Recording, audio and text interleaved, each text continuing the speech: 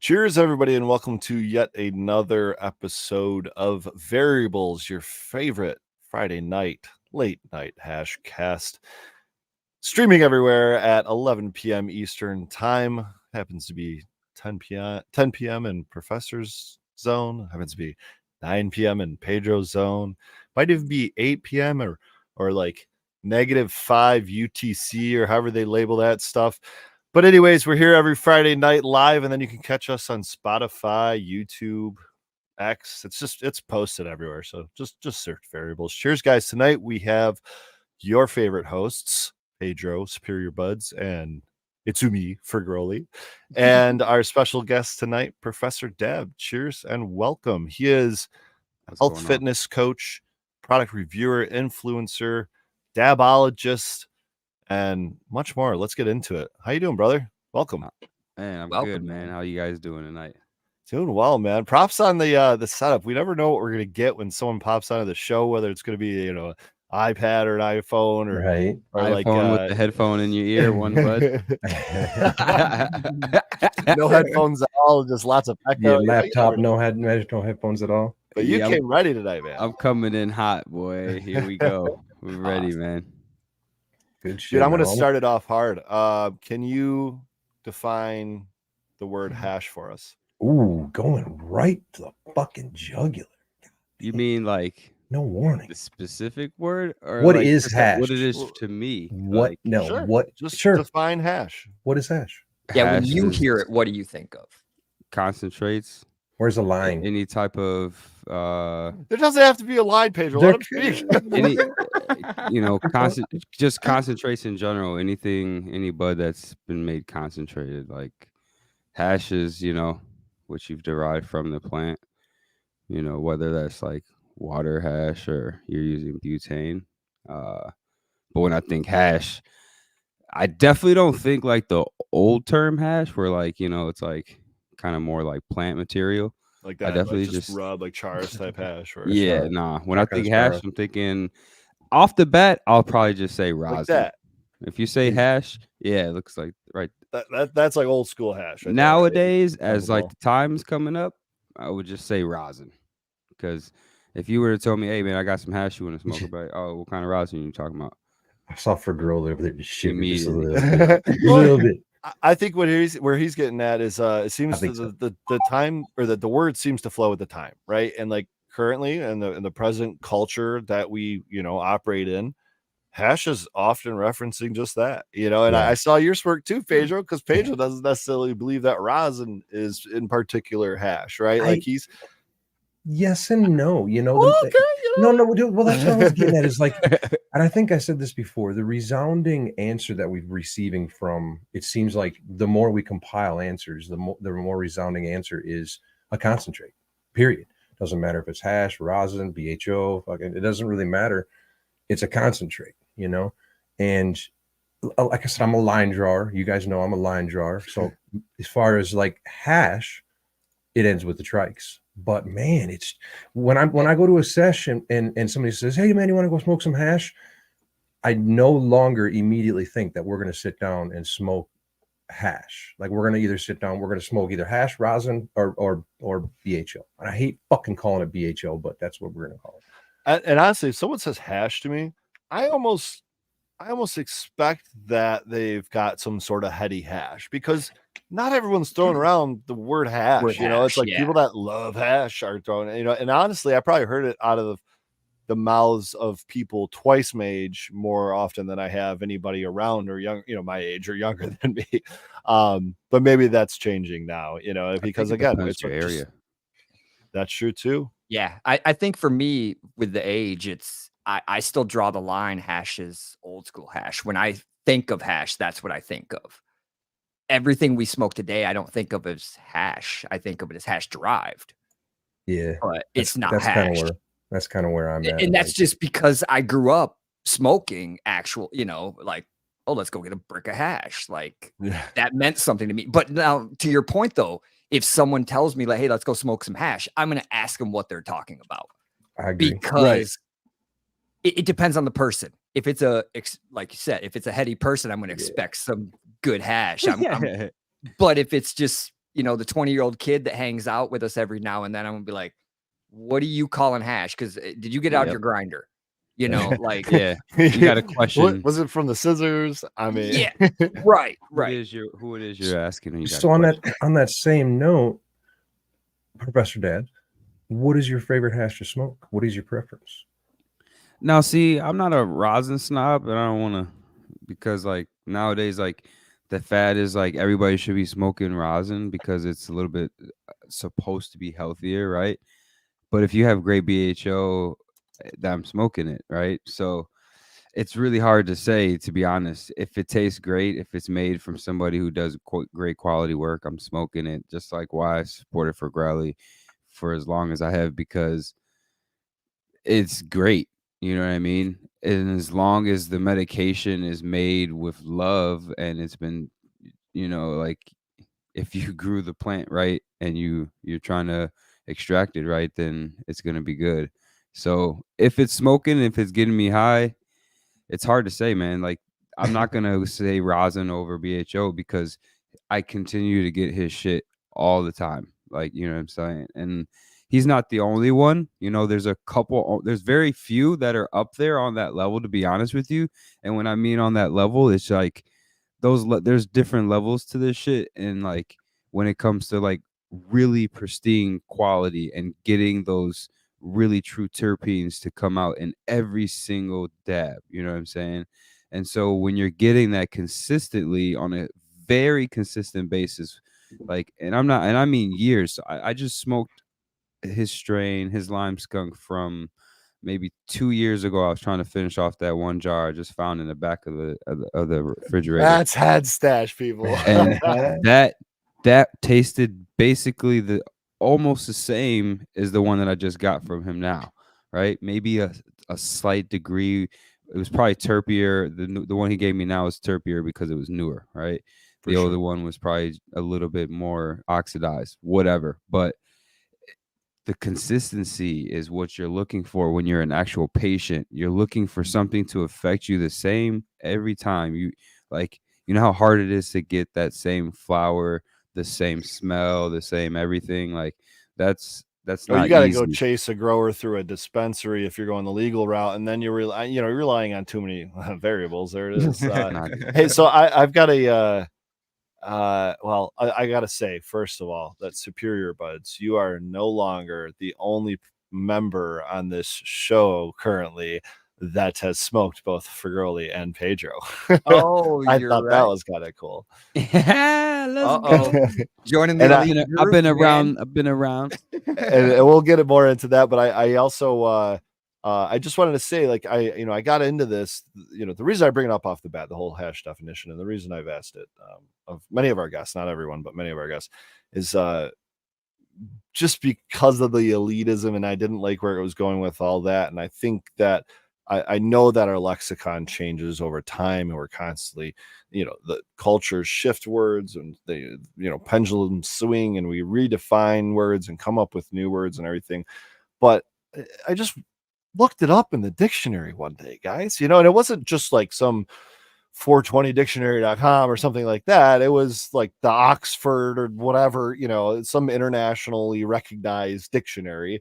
And I looked up hash, and the definition was something along, I'm paraphrasing, but something along the lines of the resin collected from the cannabis plant.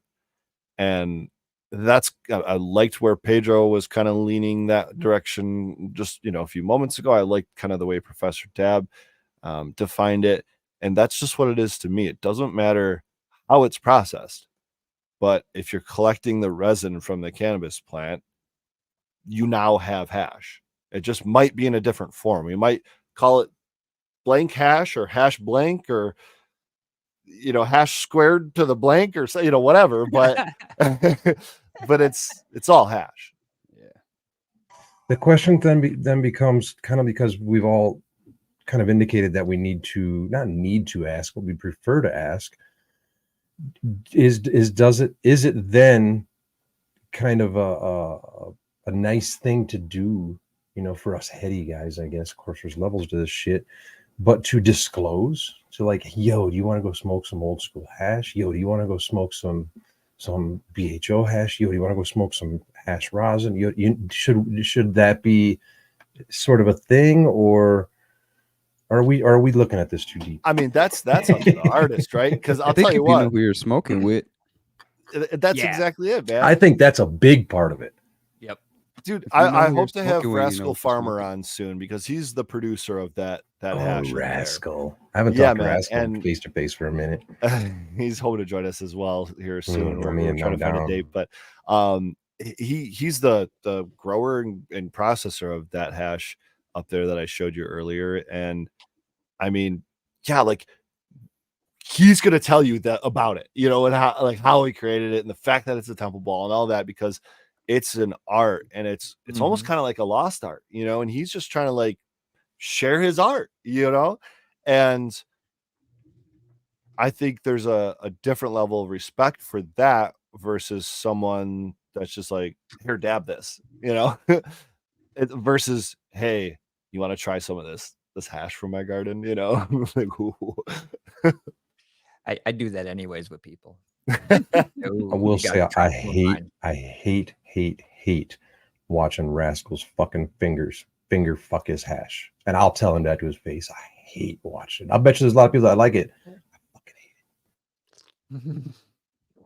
I love sharing some shit that's really good. Like that's why I've gone around like collecting stuff. Like that's why you heard me say I had some stuff in there from over 2 years, because I kind of like a little klepto about, I keep stuff in there from maybe 4 or 5 years ago, just because I like want to preserve that year and that moment that I smoked something. And it's like You feel bad doing it. Like that last it's so scoop, good. you don't want Yeah. to take it out. You're just like Just that memory, those feelings that you had while you were smoking it. It's like it's so good. So you just keep a little bit behind. It's freaking awesome. Oh, there you go. Yep. That's one you hold on to. nice. Hell yeah. Dated. That's what's up. Yeah, man. Oh, you're muted. It's okay. I don't want to talk to you guys anyways. That is one that will not get opened. Well, it will not get finished. I believe there's some left in there. Is it just the smell that gets you? It's just the bottle or just a jar, dude. This jar has been 4 or 5 years. I don't even know how long. Oh wow, nice. Wow. Yeah, there's You still got a good amount in there. Yeah, oh, yeah. Hey, nice. But I can't. I see the jar back every once in a while. Couple memories. Makes me left. smile. Takes me back to when I showed him my critical. Minute I'll never fucking forget ever. So, but anyways, throwback to kleptomania. I got a jar. I got a jar of Jason's stuff, and it's got the little cup symbol on it still. Clementine. There's stuff in there. What's okay, so I've lasted maybe 5 years, probably about that 4 or 5 year mark for having hash like vac sealed in the freezer unopened, just to see how long it lasts if I kept it like that, right? And to see if it had changed anything from day, you know, uno to day, I don't know, whatever 5 times 365 is, you know. Is that about 1,680 days later or something? I don't know. Don't do math live. That's a terrible idea. In any case, I found that, you know, it didn't change at all as long as it didn't get oxidized, as long as you kept it cold, you know, kept it in a dark sealed, whatever, cool environment. I have stuff from 2015. So we're coming up on 10 years now. And we're talking flower sealed in mason jars of strains that I grew 9 years ago. Now, I don't have any intention of smoking. I see Pedro shaking his head. There's definitely no intention of smoking that. I would love to actually lab test it, if anything. I could see but, that. and I do have some concentrates that are almost as old as that from myself. But what's the longest you sat on anything and thought it was, you know, still worth dabbing? Because I do think there's a certain point where, like, if you're not keeping it chilled, not oxidized, whatever, like it degrades, it matures. Like there's a certain level of like, I probably should have finished that already. I think it depends on the type of concentrate, like the aesthetic, right? Like Wait, some- you mean there's variables? Gonna get you to Well, say it. of course. Because like if it's something that's like diamonds, right? I think those kind of like they oxidize a little quicker, in my opinion. Like just from having stuff from over time. Now, if it's something more saucy, that shit lasts a little bit longer because it just kind of As long as it's sealed, though, right? Because you would think the saucier And- stuff would kind of evaporate quicker. And almost, right? lasting Well- where and how?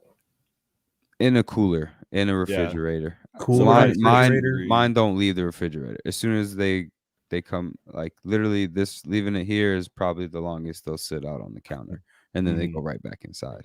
You know what I'm saying? And that's only because I know the life of it will be so much longer when I leave them in the cooler. So I've Yeah. got these little coolers because they, I mean, it's fucking life right now. Yeah, I mean, right here, baby, little Frigidaire cooler. You know what I mean? Just like the car cooler. Take it with Mhm. you. I have levels to my shit, you know, because we've said it already. But I have the jars that will sit, unfortunately, on the desk here in front of me for however long it takes me to smoke them, depending on how many jars, how many variables, right? Usually a week or two, right? But they're almost always in my Myron jars, so the UV is not a big deal. And this room back here is particularly or generally cold. But then there's the second level, which is always in the fridge, and you know that's where my jars.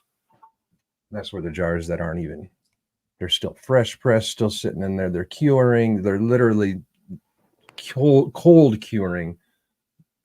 There's another fucking line we could draw in the sand, but they're literally cold curing. And then there's a shit that I want to hold on to, and that's number one, sealed in a jar, and then either single or double vac sealed individually, and then put into the freezer, generally in another hard case. Individually vac sealed. I like it. Yeah, I don't want to pop a vac and have 3 or 4 jars come out of vacuum. So I've actually done a tech in the past and it takes a little bit of patience and whatnot, but where you can seal like in a long row. You can just cut the one off and cut the next one off, and Sausage sealed. yeah, it takes a little bit of patience and whatnot, but you can do it.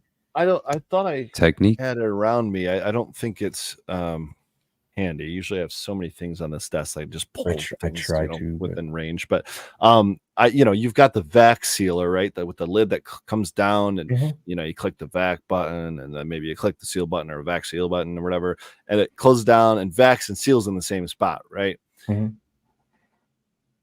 I'm thinking, Mylar bags, that like heat sealer arm. Could you use that on vac seal bags to make the kind of grid as you go, so you don't have to vac like the whole line? You know what I'm saying? So you could kind of make the Like you're vertical kinda pattern cutting it? too. So like, Yeah, like a checkerboard. So like take 4 of them in, just for number, take 4 of them, vac seal them apart from each other. Well, and do then a use the vertical heat line, seal. and then vac seal up like you're talking.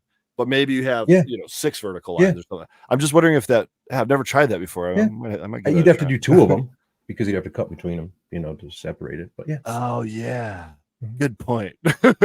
Or just be very precise with some Right, yeah. very fine scissors. So yeah, so yes, and after all that bullshit, I just individually seal it and put it in. Yeah. I've got a big old Pelican in the freezer right there, under lock and key, that I got to open up and dig through it. There are all these individual. I mean, it's kind of a mess. I kind of need a bigger Pelican, but I like to try to have at least 6 months or a year, because of, like fucking Professor Dab said, it's time, So got to make sure that we're stacked up where we can be.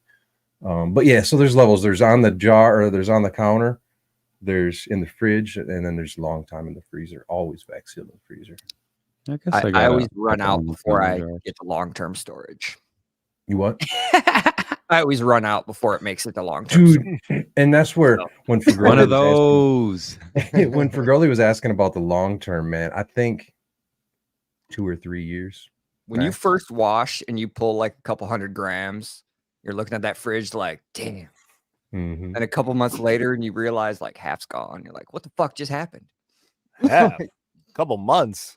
Well, Yeah, the first stock is Yeah. great, and then There's when you're levels like to this shit, man. There's at levels the to start bottom with of it, really, you're really feeling big dabs when you're you got feeling that bad fucking when it's at the freezer. bottom of it. Dude, me and me and Hetty Boy, my apprentice, if you will. We've been calling him that. We just had we were trying to do the math because we were trying to make ourselves not feel so bad, but it was easily a 21 gram jar to work this week. And it is 3 grams. I mean, and if you, like I said, you divide it in Crazy. half and divide it in 3 days, and it's like, dude, we just smoke 2 grams a day, bro, each. Yeah, And that's on a low estimate. we start getting there every now and then. Like, how about tomorrow we just slow down a little? Yeah, Let's right. just I to feel used to better smoke about that it. much. You know I've what I been have more found conservative lately. getting into the conservative and whatnot speech is taking bigger and or smaller dabs at a hotter or lower temp, and only taking like one draw, and then Yeah, definitely. Like I'm very picky with my banger temps. So if the what temperature are of the they? banger Yeah. drops too low, then I definitely will pull the stick off and I won't put more material on the banger. I'll take another dab. Well, first of Empty all, one. before you get to your Oh, go ahead. temperature, I mean, I see all these gadgets and tools and widgets and fun things. You've got this dab bar set up next to you. First of all, explain that, and then show us a little bit about how you dab, because we haven't even gotten to his name yet, guys. He is the professor of dab, right? We're gonna have that explained too. There's so much to unpack here. Yeah. So where do you want me to start? The All right, board? yeah. Well, first of all, yeah, start with the board, and then we'll get into your dabbing setup. Well, the board came about because like I just was tired of having like a sloppy table setup for one, my own personal dabbing experience, but then when I would host a dab bar or like a dab class, I didn't want my table to be messy looking, and I was like thinking, why don't dabbers have a rolling tray but for dabbing? And this I already kind of knew the design. I had all these stupid things all over the table trying to look organized, and then one day I met up with this guy who worked with wood. I gave him my design, and this is kind of what we came up with. I don't know if the camera can actually see it, but it's a 3-piece tray. It actually comes apart. Um, Basically, what it does is it has a place for everything you need. It has a place for your bangers, dab tools. You can hold your concentrates here. It elevates your rig off the table, so like when you're actually uh, dabbing and torching, you can use one hand and get the torch to come up underneath the banger like that a lot. with almost any size rig. Doesn't matter that if it's like one of those little tiny rigs, it still It's gives. probably high enough for those induction things too, right? Yeah, it Have you should seen be. those Some things? of them, yeah. Okay. Yeah, not the TSV though. That's a different. That's a lot of thought into it, You got- man. That's awesome.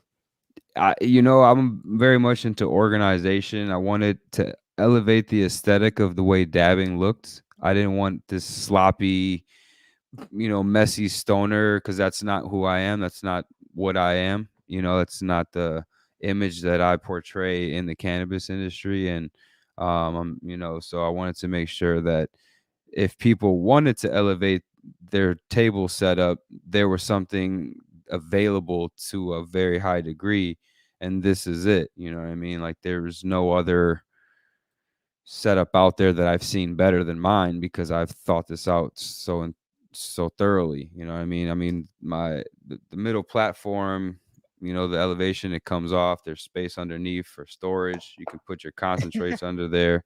It's got a place for your torch back here.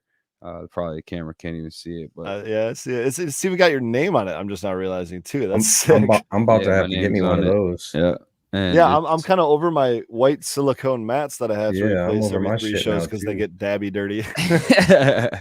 And I'm I, sitting and here on with my the side of all the fence, custom desk that and on just my has side of the random fence, shit scattered. it shits on the table. It does, and that's really what I'm kind of about. I'm kind of about that, like, coming with it. You know what I mean? Like, when I show up, I'm coming with that vibe. I'm coming with, the maximum that dabbing can be at. I'm all gadget out. Not to say, I'm not gonna say I have like the most expensive rig, because that's not Oh, that bitch that's is not fresh, though. necessary. But I have a great heady rig. I'm part of the heady community. I do have heady bangers. I have the heady setup, everything you can think of from top to bottom.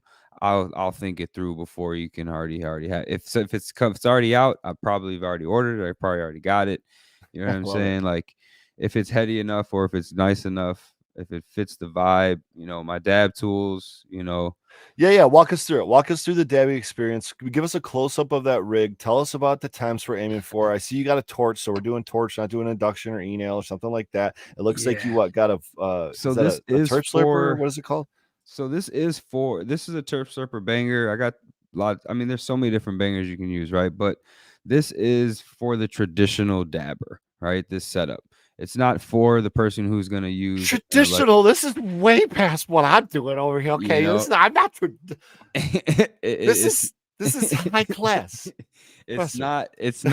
The electronics. It's nothing electronic. This is everything that if you are rolling a blunt, right? If you're the guy who rolls a joint or rolls a blunt, this is the experience you're looking for when you go home to dab, or when you're trying to dab. You want to take a little bit of time and finesse into your craft, right? So that explains it, because I can't roll a blunt or a joint. So okay. So with that being said, there's lots of steps that are involved in dabbing, right? And to rule out whether you can dab right or wrong, yes, you can dab right or wrong. But however, there are many different ways to dab right and many different ways to dab wrong. And there's tell many us different your preferences. top worst ways of dabbing wrong. What's the worst ways of doing it? Damn, put him on a spike, make him make shots over there. Too high of a temperature. Easy, right? Okay. You're which using is what? What's kind of like the upper limit? Even if you want a hot 700 and above. Okay. 700 above is just your hotter is hotter than obnoxious. mine. You can do that. That's fine. Again, preferences. You're medicating. If you want to waste your shit, no problem.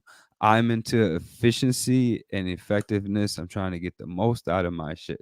So you want to taste it or not? Yeah, right. You're trying to get knocked on your ass. So 700 degrees, you're not really getting the most out of your dab, unless you got a gigantic banger and a shit ton of wax you're throwing in there. And that's there's be different variables to that, but I would never really be needing to dab at that high of a temperature.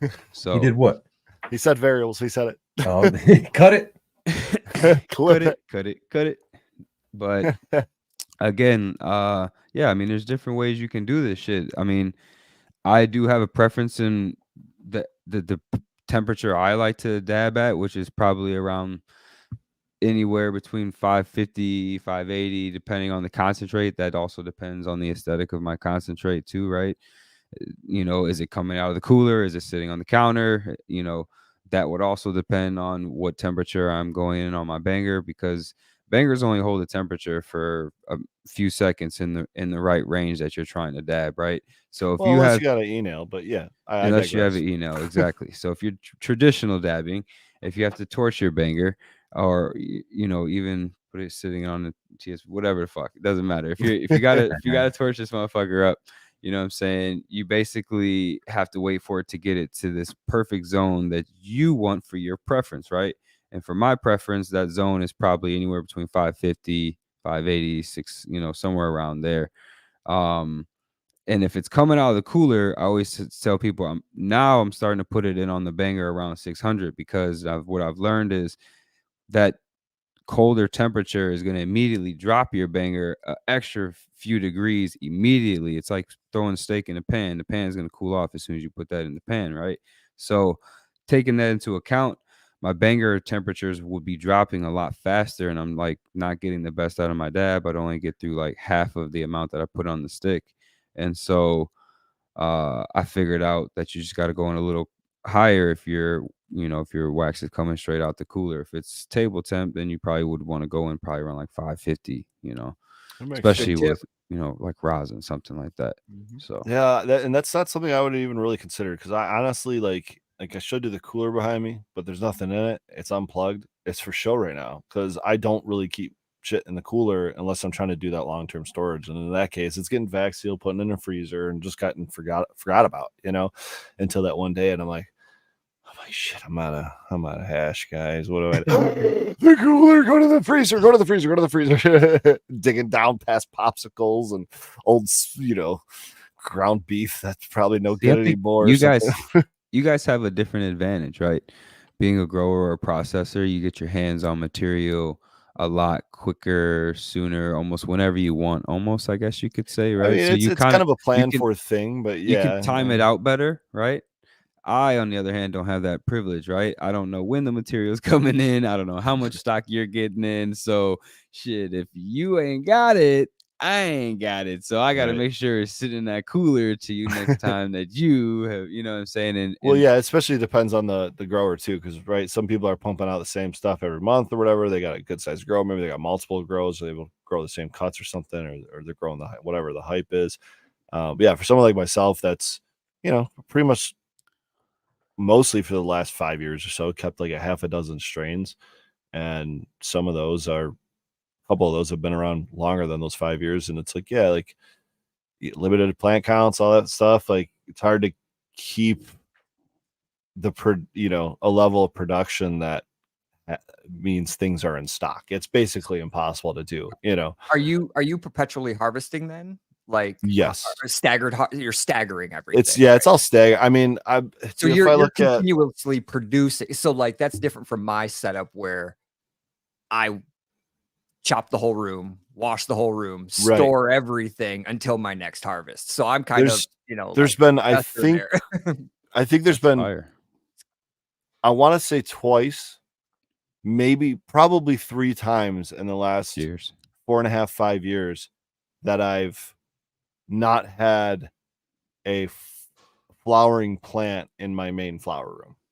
And that is, for maximum maybe like 10 days at a time or something like that, right?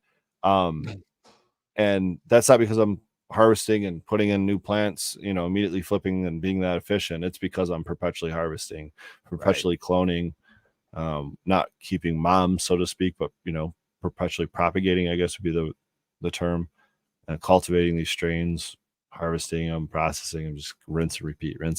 Are you harvesting the whole room at each time though, or are you? No, man, because like I'm visualizing my calendar right now. And like this tray, then this tray, then this tray. No, dude, it's not even that right now. I've got I've got my room split in 2 sides. There's 4 lights on this side, 4 lights on this side. This side is on the floor. This side is on tables. They're 4x8 tables. Each table has 2 lights, right? Mm-hmm. Over here, it's just a bundle of plants growing from the floor. Out of the less than 20 plants that are in there right now, it goes something like this. 2 plants were put in day 1. Day 4, 1 plant was put in. Day 8, 4 plants were put in. Day 12, another plant was put in. Day 17, 3 plants were put in, but they're all different. Day 21, 8 plants were put in of 2 different shades. It's just kind of like, all right, these plants look healthy. Let's go. next. Just start pulling them when they're ready. Then that's cool. Yeah, man. That's wild. Pretty much. As long as I have all the strains still quote unquote in stock, Yeah. It sucks to have to re-veg. You gotta be good at labeling and remembering where you put shit though. That's for just keep a clipboard handy with your inventory once a month. It's that's about all you got to do. if you have the space, like I have had, doing a full canopy harvest for me is easier, but I'll definitely have more than 1 canopy, so it's perpetual in that way.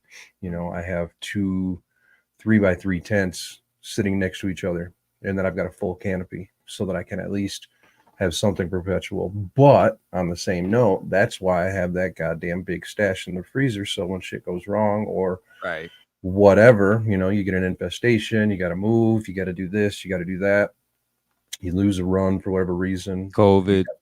You got your stash. That's really why I started stocking up shit. Let's be honest. That's how my new setup is I've split my 4x8 into 2 zones so that I can split harvest, split the room into 2 separate harvests and stretch this out a little bit better. Yeah, and I should say I'm usually pretty good. Like my last 2 harvests were a full 4x8 table. Like each harvest was a 4x8 table, and they were about 10 days apart or something like that. So I was pretty well planned with that. The challenge for me right now is I want to say it's only like 80 days now until Hash Bash Cup. So if I don't have it in flower kind of right now or like tomorrow, you know what I mean? Like one of those types of deals, it's not going to be ready in time, especially for flower, but even potentially as concentrate, depending on my workload and stuff. So, I'm just kind of pushing everything through. Us hash and rosin makers have to figure in a fucking cure time. I mean, a cure time, but so do the flower guys. I mean, if you're doing it right, that's the thing. I've seen a lot of poorly cured flower. Like everyone, right? Bro, I haven't grown. There you go. It's funny, like you can say it this way and mean it a different way, but I haven't grown flower in I haven't stored any flower in I have some joints. 6 years. I got some sample joints from Eden the other day. I don't know where the fuck they're at. I randomly find jars around the house, like in some cabinet, and it'll be like a half a jar of flour. I'm like, ooh. Yeah. Ooh, how long that been sitting there? Nummy numbers. I see Red Setter in chat. I reuse his jars quite often. Let me see that Frosty, damn it. You keep teasing me with it. Let me see that Frosty, bitch. Oh, the gold teeth. Oh, screaming. Oh, that's great. So is a slurper your favorite style banger then? These days, yes. But these days. But when I need just like a really, I don't know, it depends, man. I do like my bucket styles. I do like to kind of work my dab. Lately, the slurper is just a little easier. It's a little bit, it's hard to say. It's a shorter dab for me. Oh, right? It punches me in the effing face. It's a more concentrated dab. You don't have to take as many draws. You gotta really pull it. You know what I'm saying? So okay. I would say depending on variables, depending on the rig and or air restriction of the slurper or blender or whatever these guys want to call them these days. Yeah, I mean the bucket. I kind of like to do with like a little bigger dabs, right? Especially with okay. Yeah, when my space hits, like if it's a Fragrance Leaf flight pack, if it's in the little, I'll put it in a bucket. They can only really be done in buckets, you know what I mean? So certain bangers you kind of have to like use. Yes, yeah, that's a good point. I didn't even think about that. You'd have to like tilt it on its side and then it'd shoot off or something. I guess that's the difference between show yours again. Which over there. Yours is really thin. Yeah, that's a slurper, and this is a blender. So they don't have this doesn't have the neck down. Same family. Yeah, absolutely. Different style. Basically the same exact function, just different body style. Right. For sure. This one, I can safely knock a gram in this one. But when I really want to go to town, and if I want to go to 1 gram or 2 grams, then I just grab the big boy bucket. And I mean, big. That's great. That's great. We've got a couple of new ones coming next week. I got something as big as that. You get some LAs? Nah, no, it's not as nice. I'll be checking his sale out tomorrow though. I grabbed a couple last week. I got a drop. There's a big boy. What's millimeter? 40. That's a big boy. That's a cup. That's a shot glass. Yeah, it's a coffee mug. Yeah. The only one I have to compete with that's the only one I got to compete with. An espresso mug. There you go. Dude, you better take some espresso shots out of that thing on your next live. It doesn't even say what size it is. Hold on, let me see. That's hilarious. 90? Damn, that's big. Jeez. No, it can't be a 90. That doesn't make sense. 90. It has to come with like its own cap. Right. You need like 2 torches. Plunger on the top of that damn thing. 14 millimeter. You could drop a banger full of dabs, like a 3 grams of concentrate in a banger inside of that banger. Oh yeah, you That's could your use it swirly plate. like an what are those little ones that A spin? double banger. Yeah. An actual Yeah, I gotta. banger. Hey, shout out to Professor Dab. You know, I last year I got a couple rounds of the packaging of the flights, and that is all because Professor Dab and his space hits. He's the one that pointed me in the right direction for the packaging, and I had for a long time wanted to do something like that, but I didn't. There wasn't a solution packaging wise, and then he'd introduced me to his space hits, and I was like, well, can I steal this but call it something different, basically? And he was all for it because he's a fucking cool ass dude, and I appreciate that. And I didn't have the greatest experience dealing with the supplier. I'll just leave it there, but I haven't re-upped or anything since, and I don't know if I will, but every once in a while it's kind of like those strains that come and go, you know, like strains I've grown 5, 6, 7 years ago, that every once in a while someone will be like, hey man, you still got golden goat or whatever it is. Like, God, you've been around since like 2014, haven't you? Yeah, those guys have had some packaging issues, like in terms of getting their supplies in, which I've learned. But just to touch base, I guess I'll go over what a space hit is, because I really what it comes down to is going around finding the best material all around the country, and finding stuff that like you really want to share with people, and then finding out that when you mix certain strains together, they get you really fucked up. And so what I tried to do is try to get myself really, really fucked up one day. Like extra super dumb fucked up. Like as much fucked up as you possibly could off of cannabis. Like, you know, I guess you could say I was trying to do some overdosing on cannabis. Something that's like you can't do, right? Yeah, But exactly. I guess I was having like I can't remember. I can't Were really you say smoking or eating? everything. Okay, good. So I can't really say it was like a down day, right? But I was really just trying to like test the waters, Experimenting. you know what I'm saying? So you got a day or a little bit more, and you know you just got a stockpile you're interested in, and let's see what happens. You know, I had a bunch of stuff from the cannabis cups and going around, so I started mixing a bunch of little dabs together, and I I had gotten higher than I ever had one day, and I was like, man, I think I'm on to some shit. And then I was like, all right, I kind of want to like, long story short, I kind of like started making these like little concoctions for my dab bar services and getting people super floored. And they were just like higher than they've ever been when they come to a dab bar. And I was like, all right, I'm basically like the king of this shit now. Like I've got a dab that like will out dab your dab basically. And that's basically what I was trying to do. I was like trying to create a dab that will out dab your dab. And that's basically what a space hit is made to do. And people hate it when I say I've got the best dab in the world because I've taken all this shit and I've tried to beat what you have. And most people are only going to come with one strain, right? So technically, one strain will never beat multiple different strains. It can't happen. And because of the logic behind it, I started trying to make it very complex in a way that it was just my art. So I would take different aesthetics of wax. Not only would I take batters, I take fucking diamonds, I take fucking THCA, I take rosin, I take, shatter, I take it all. It started off as this little thing, and then I wanted to like bottle it up and package it and hand it to you because it just became such a hit.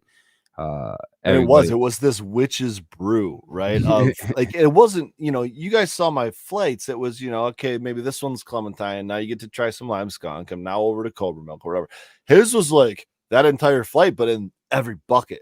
So like, what he said is, it was like, think about those like jars, like those mason jars from when we were kids, where you layered the sand, right? The colored sand. You make cool little art projects like that, and then give it to your third grade teacher and be all proud of yourself, right? And then she shakes it in front of you because she doesn't understand what it is, and you're like, oh. Anyways, he kind of was doing that with space hits, and it was cool, man, because I didn't really understand like what it was at first, and I'm like, okay, you're mixing dabs, like okay, this packaging's pretty sick, but then it's like, oh no, he's like, he's trying to bring in not just like a couple good dabs, like the best of the best, and combine it into this just face melting experience. And those were what, like quarter gram, maybe a third gram. How loaded up were those buckets? At least about 0.3s on like, okay, because what I was trying to do is I was trying to know. All right, I knew what the proper dose was to medicate somebody, but I also knew if somebody's dabbing every day, what is the proper dose that they normally have to take to get to a certain point. That dose is normally about a 0.2 to 0.3 will get you high. I don't care who you are, what you're going to say, that amount will get you high if it's good cannabis, right? And so I was like, all right, there's not going to be a case where somebody can come up here, they're going to hit one of my buckets and go walk away and be like, they didn't get high. That's not something you can say when you hit a space hit. Like, that does not happen 100% of the time, right? So I just made sure that the amount that was in there was was a certain amount. And then 2, what was going into the buckets were specific strains of specific aesthetics that I knew were amazing and done so well that you could not say that was not going to work on you, because I was working with the best. I'm going to these events and I'm talking to certain people that you can and can't talk to. And when I do, it was, an experience, and I wanted that experience to be something that I could share in my own art form. And that's, basically how I started doing those space hits and just creating a dab that I knew would get you high. Show that shirt. You're covering up with your sweet dreads, but the dreadies. Yeah, the dreadies. It's because I love the art too. It's fun. It's spacey. it's got wax coming out the rocket, man. Like I was thinking. Yeah, it's a little rocket ship going over the world, and then there's skyline of Chicago, because that's the city that I represent. But just getting people high over the world, all over the world, we're getting people high. Basically, that's just the motto. And yeah, man, I want to make sure people walked away with a great experience from a dab bar and like from cannabis, right? And now, don't get me wrong, if you're a first-time dabber, space is definitely not for you, because that's too much. But if you're looking for an experience, right? If you're a dabber and you're like, man, this shit gets boring, I just get good dabs all the time, blah blah blah. The space hit is the experience. It's like the fucking like creme de la creme, right? It's like, how do you get something thought out as well? You have to like travel, you have to go grab this dab and that dab and that dab from this guy and this guy and that guy. You got to come back home, you got to put them all together. If you don't do that, and then... bro, I've packaged load of concentrates, the most tedious. I mean, I've trimmed so much weed. Okay, yeah, you know how tedious those things are, especially Pedro and Superior, and probably a lot of people watching right now. Guys, packaging these flights was the most obnoxious thing I think I've ever done in my life. Those little tiny jars. It's something that no one would ever want to do. Dude, gramming anything out is just tedious. Let me see if I can 0.15. Pedro, Yeah, these tiny grams. Like 2 of them could fit on my pinky nail, and I was weighing every single little jar to 0.15 grams or more. Stupid. Yeah, fortunately he has some packaging. It looks like I don't think I even have any more packaging. There you go. I'm glad you got this to share. Yes, sir. I'm missing one, actually. I just smoked one out of here. I just smoked one because they're so fucking good. Oh, yeah, I remember what you're talking about. Yeah. That would be tedious as fuck. Dude, that is you need like pointed dab tools. Damn, dude. Goddamn, fuck that. And they're this little glass. So you just drop it in. It's quartz. It's quartz. Or quartz. Yeah. Yeah, so you could just drop it right into your banger. And it comes with a pair of tweezers to pull it out when you're done. I mean, it keeps your banger clean. That was the biggest thing for me. It's like, this is, I mean, it's So really they're a cool. bit too hard. Just tedious. Yeah. Oh, I ripped the Packaging shit is out just unique. So like, when Mhm. you see it, you're like, oh shit, that's something way different than I've ever Yeah. seen. There's no other dab packaging like it. So I knew that right off the bat, I'd get you on packaging. You'd be interested, like, what the fuck is this shit? And then, once I started, had to get to the explanation. If you were a dabber at all, then you definitely were gonna be for it, Yeah.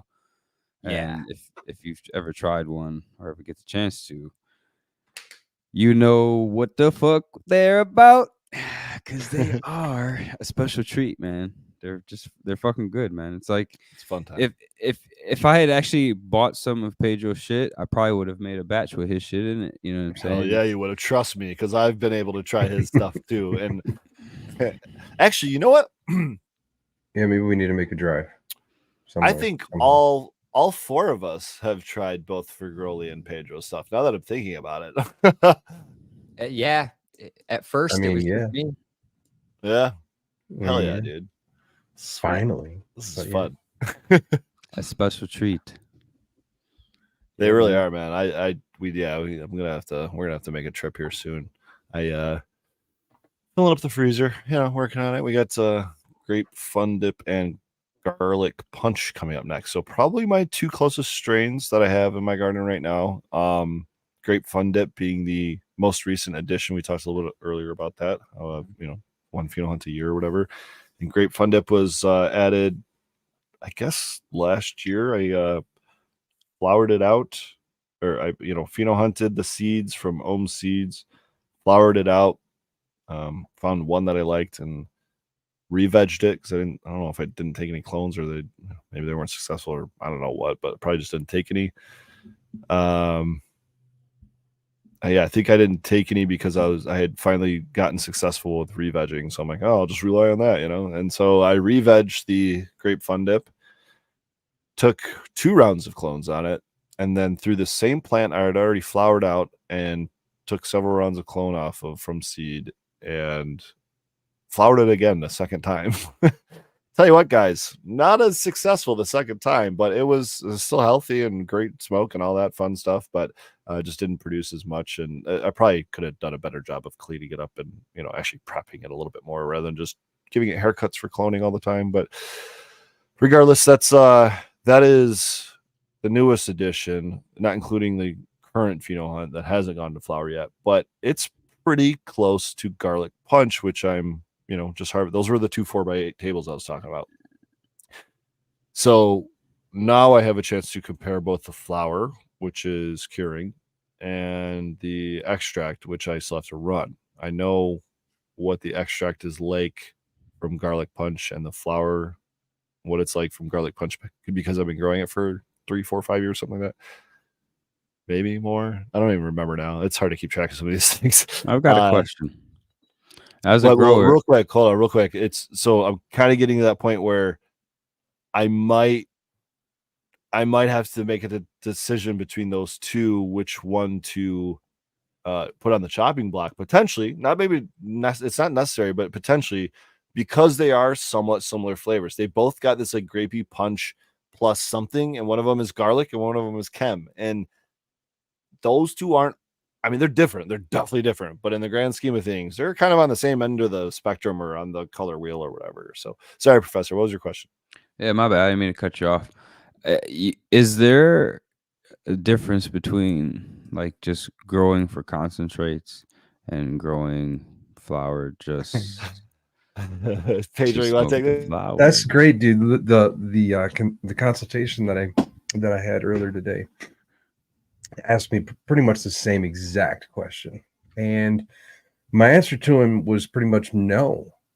It's fire in, fire out. If you want, there's subtle differences, yes, but no, fire in, fire out. The subtle differences would be density of the bud. Mm-hmm. So the more you top it, the more branching you get, the smaller buds you get, but it's not necessarily yes, that would help. strain. That would help That's what garlic absolutely punch as does. well with a super dense bud. That would help monumentally. But just having something that is not a dense bud. I gotcha. Is more of a sparse. That's not necessarily sativa because you don't want that node distance. It's But almost like all airy. PGR'd out. Almost you know what I mean? airy, Like, exactly. Almost airy. You want for sure. the fluffier buds that wash Mhm. easy. That would just open up in water that you don't have to Release beat up the to get open trichomes. up. And then the consistency of the oil, so Mhm. that's not necessarily a grow style, so to speak. It's more of a phenotype type difference. But then a lot of times what I've noticed too, and I noticed this years ago early on outdoor growing, that I always grow for concentrates anyway, so I would assume it would translate into just smoking flower. But late in flower, when you stress the plant, it starts to bring out stress. Trichomes in the oil are the plant's defense against a lot of things, stress, whether that be bugs, UV, temperature change, blah blah blah, and that's what stress is. So if you can induce stress, but like inducing a temperature change, like outdoor when it grows, that can definitely help express different flavors and colors sometimes, which I would say on a lesser scale. But no, ultimately, the growing style and whatnot, no. I agree, Pedro. I've tried. Like I've tried to grow for concentrates. But it kind of interferes with my philosophy on growing, because my philosophy on growing is there's a certain genetic potential to the plant, and us as growers, we can provide the most ideal environment for that genetic to be expressed. But anything we do that doesn't meet that ideal maximum is only reducing its capability, whether that's in trichome production, resin production, maybe a terpene expression, volume, anything like just avoidance to pests and disease and things like that. All of those are variables when it comes to this. So, bottom line, like you said, it's fire in, fire out. So now my goal it has reverted back to just growing the best possible flower I can, and knowing that if I do that, I will also have the best possible concentrate. Because Now, there's another nothing you can do. I mean, we can polish a turd, there's CRC and that kind of stuff, but I don't do any of that. So it's like, if I grow a turd, you're gonna get a turd. Now, between you two as processors and growers, correct? Correct. But one does rosin, live rosin, one does live resins. Correct. Correct. So then, Mine's better. I love it. I was waiting for him teasing. to walk away. And I'm the odd one out. Just where I'm- end stream now. he's won an teasing. award. I'm teasing. Cannabis But High Times Cup Award with- winner. No, just kidding. No, My philosophy is kind of the same. Oh, sorry. Go ahead. no, Professor. my bad. So Yep. like, just between that two, then. So I guess the philosophy, because as a rosin grower, right, you have to grow the flower a little differently for the rosin. Is that correct? Like if you're making rosin, but because you're I think making BHO, it's more about the strain. It's Yeah, more about the the lineage. pheno hunt. Yeah. More about the pheno hunt. okay, Yeah. so Not So everything once- washes. because certain strains dump more than others, right? Yeah. So I think It's not what you're just kind of that getting big. at and what you're uncovering is that in the rosin, the hash and the rosin game, phenotypes make a lot. And for Grola, you can jump in any time if you disagree with me here, but phenotypes make a lot bigger of a difference because, like for Grola said, fire in, fire out, pretty much end of the story with him. But with me, fire in, fire out. But you got to have an airy bud. But you got to have the right oil, and you got to have the right trichomes. You know what I'm saying? Like, so More there's caveats. there's some more caveats in there that have to be met, so to speak. That's my question. But so once let's go with my flower. Once I have critical kush, right? There would be no difference of growing my critical kush for rosin than for Growly growing Critical Kush for resin. But my guess is this. Basically, what I was getting down to is why don't we just turn Growly's fucking flower into some rosin? I've tried. Okay, so here's the problem, dude. And Pedro is kind of alluded to this. Just You once or can- twice. Yeah, you can, I love the BHO anyways. Doesn't matter. like, for example, a super dense flour, right? Something that's like has been just sloshed with PGRs, like just that's a brick. You throw it at a wall, and all of a sudden you got an indent in your drywall. You're like, ooh, okay, that type of bud. That's probably not going to wash as well as that kind of airy type of bud like he's talking about. Correct. That being said, that might only affect your return, right? Which is a volume thing, which is a commercial economical standpoint, but that doesn't mean it's not going to be fire hash, right? Correct. Same with something like a quote unquote greasy strain, right? It doesn't mean it's not going to come out fire. It just might mean you might have more work on the cleaning side. You might not get a good return. It might make it not worth your while. Yes. So it's the yield. It's always about the yield. So right, it's like an upside down pyramid, right? Whereas like BHO at the top kind of can do everything. You start going down this like hole of like the most ideal for hash making, and you start weeding out a lot of different genetics pretty quickly because if it's greasy, it's just not going to work. And here's the thing: I've had what I would consider a professional, an expert, let's put it that way, an expert hash washer, water hash maker, and rosin process or whatever, wash my clementine.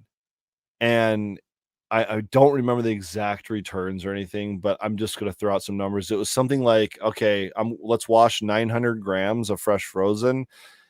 And on the other end, let's get about 7 grams of return.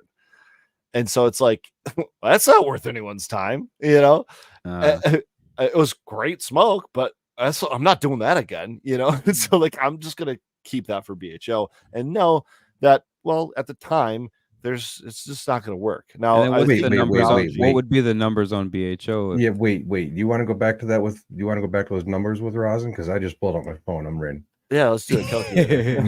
you had 900 grams. You had 900 grams of fresh frozen.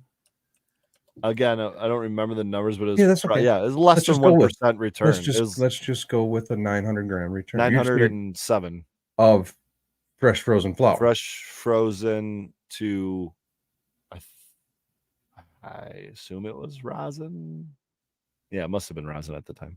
And rosin was the 7 grams or something you're talking about. Yeah. The complete end product was like just over a quarter ounce. Okay, so I mean, let's go with just 900 grams. We can go 1,000 if you want to. Let's go with 900 grams. 900 grams. And fresh frozen, if it's let's say it's a mediocre washer, good but not great, you're going to get 3%, right? That's 27 grams. Let me make sure I do that right. Yeah, that sounds. This is where you're doing it. This is where you're. I think it was less than 1%. That's a good washer, though. You said. Not even. So a bad washer gets you about 1%. A bad washer, we'll get you a lot of that. Anything less than. So then, if you go times the normal, an average of 8%, or 80% return from hash to rosin, average can go up and down. Obviously, 21.6 grams return on 900 grams of fresh frozen flour. And that's a ballpark, but yes. So around 21 grams. So on that 900, what would that give you in BHO? Yeah. Let me do that math real quick. We're talking, I mean, average for my personal is like I would say median. Is that the same as average? Is right about 4%. But that's for like my own material. I would say on the average, if we're taking everybody's material, probably more like 3.5%. But I've also seen anywhere from like, maybe probably a little less than 2% all the way up to over, 6 or 7 or maybe even more than that percent. It varies on a lot of variables. Okay. But if we're taking 900 and we're doing that to 4%, we're looking at 36 grams. Okay. So yeah, I mean, on the business side, definitely taking the 36 over. Yeah, well, I mean, over 7 right. for sure. Over 7 for sure. You know, and Definitely over 7. it's not like Yeah, the it's 7's just because it ridiculous. has more fats and lipids or Crazy. chlorophyll or other things that are considered contaminants in my world. It's just because the process was able to collect more of the concentrate.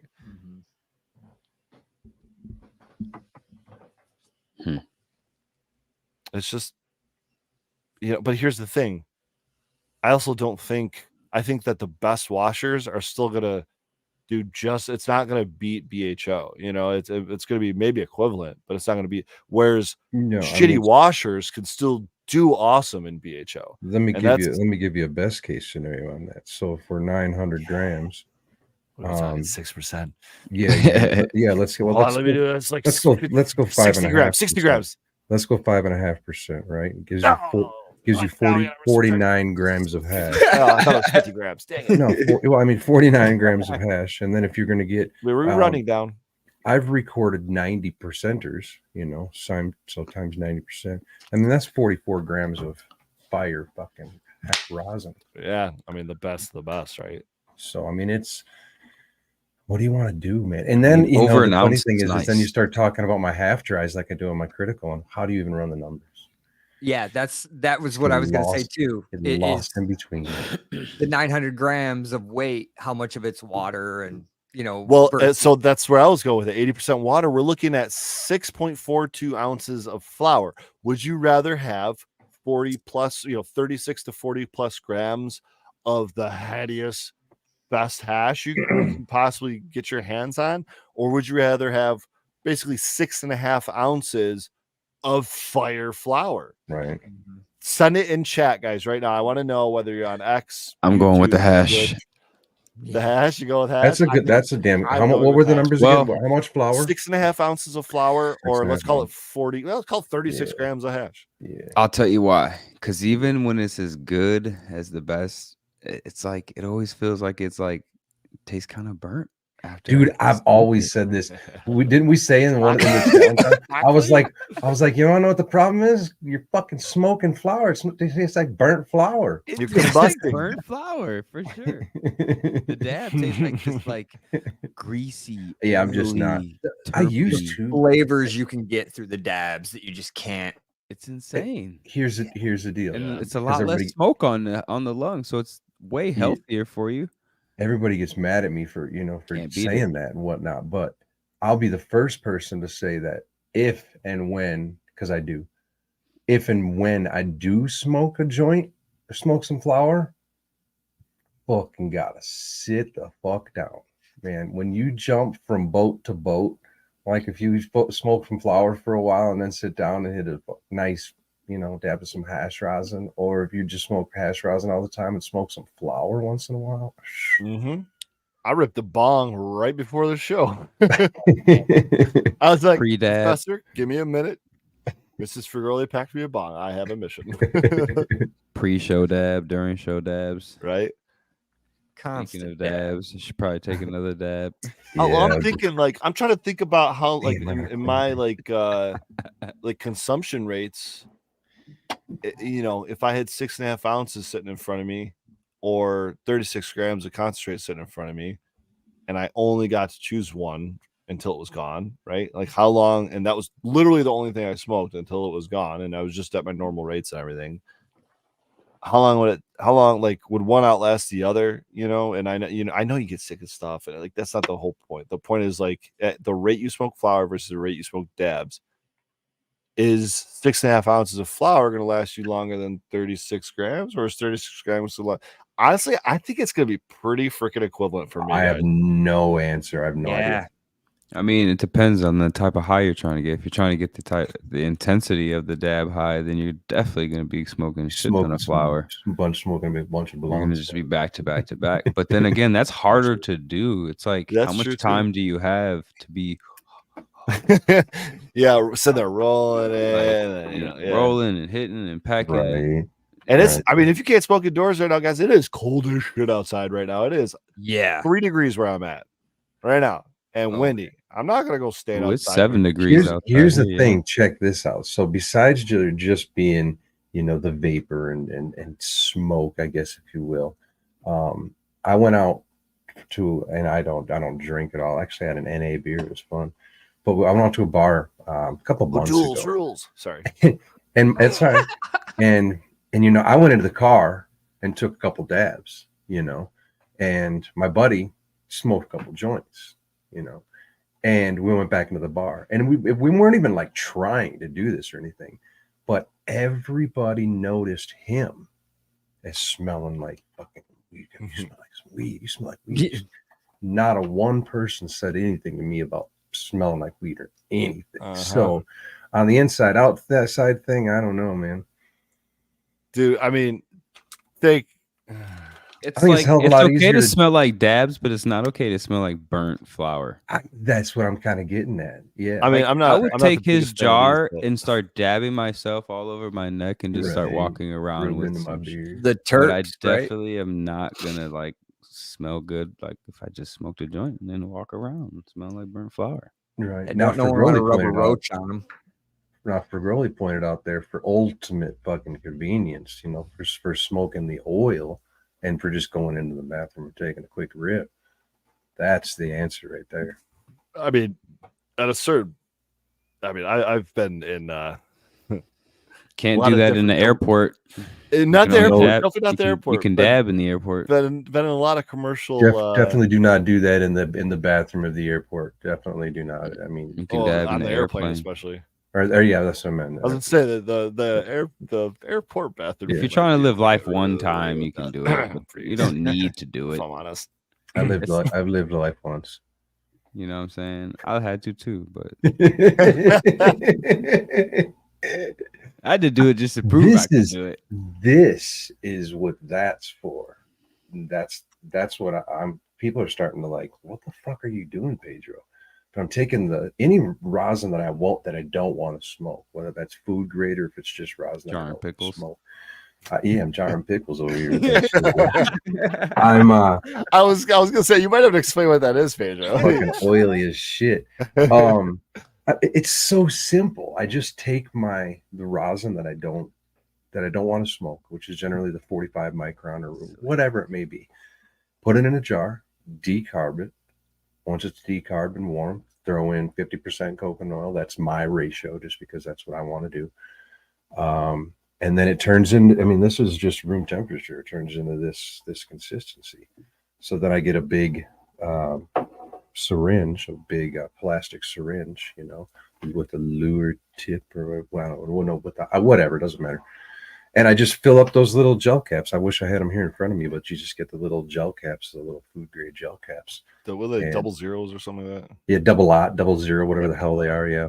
And if I'd done the math ish, because I do it with all rosin, it's between 350 and 400 milligrams if I take a full pill, and I've been known to take 3.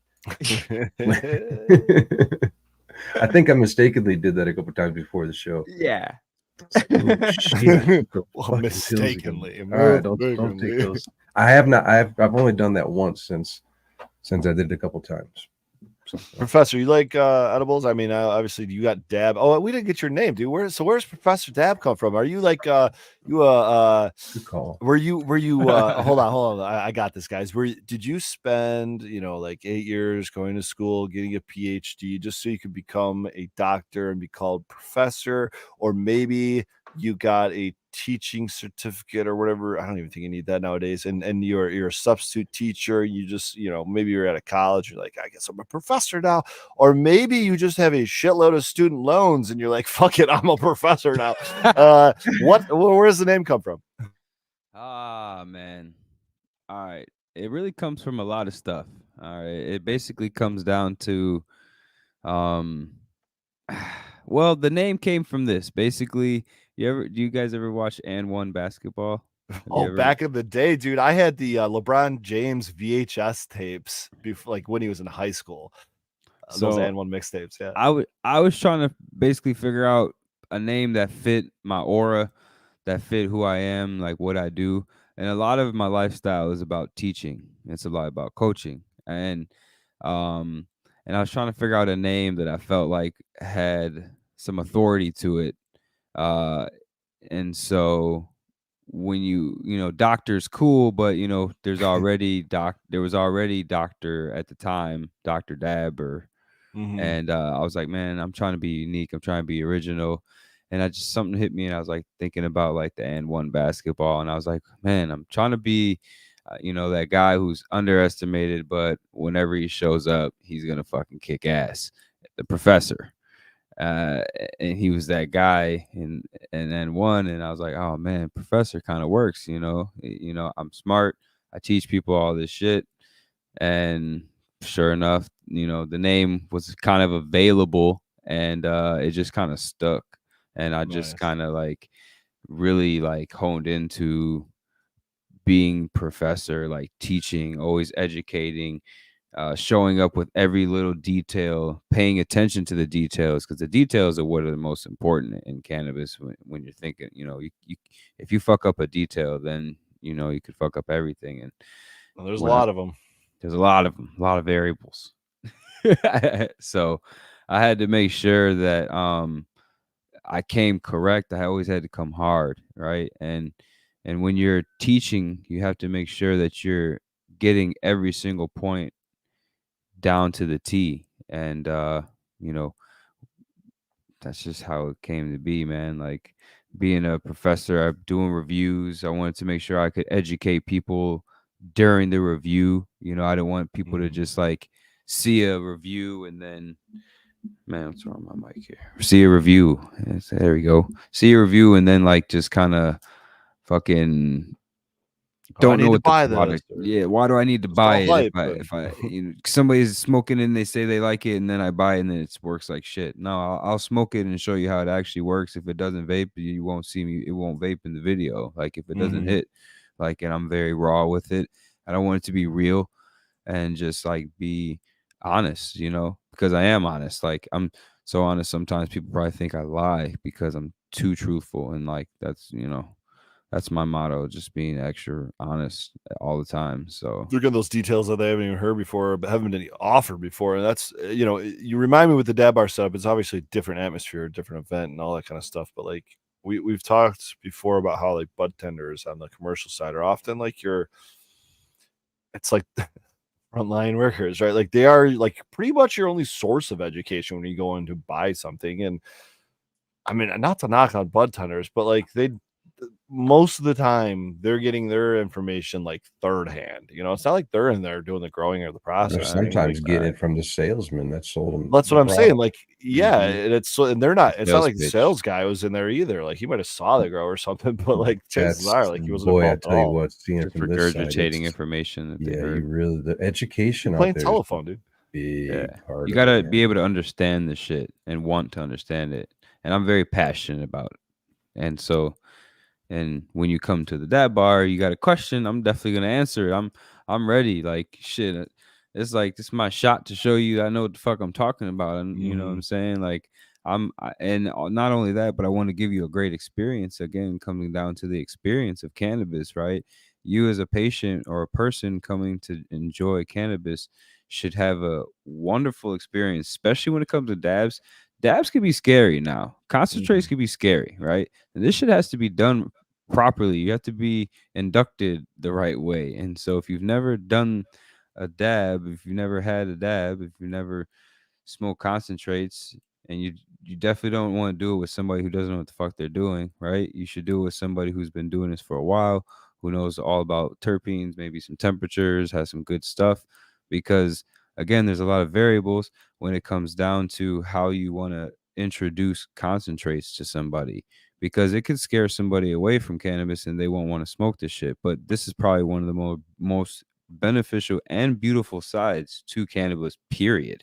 You know what I'm saying? Like being able to smoke concentrates is like unbelievable. The least amount of smoke that you're inhaling and all the flavor that you're getting, the high that comes with it, it's like almost unmatched. Know what you're making me think, dude.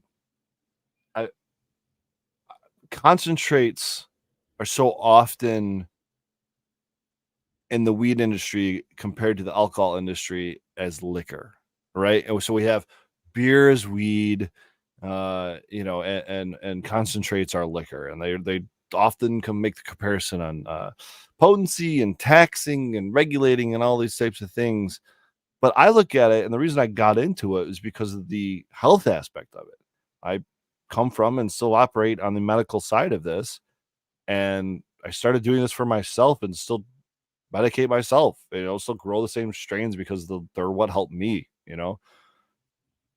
I feel like talking about lexicon and changing words, definitions, I almost feel like concentrate should be changed to decontaminated or something, because like it's we're reducing or we're trying to get rid of. Fired.